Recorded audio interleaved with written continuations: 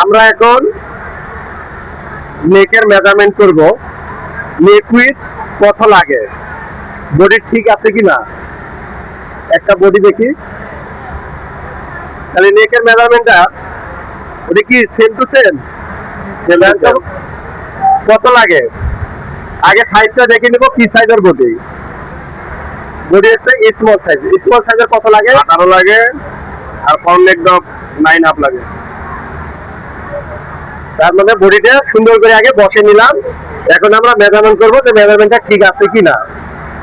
কারণ আমাদের লাগে 18, 17 হাফ আছে, হাফ সেম মাইনাস। তার মানে এটা যদি আমরা ব্যাকফিট করি তাহলে বডিটা ওকে হবে আর কি। কারণ বডিটা কি ঠিক আছে?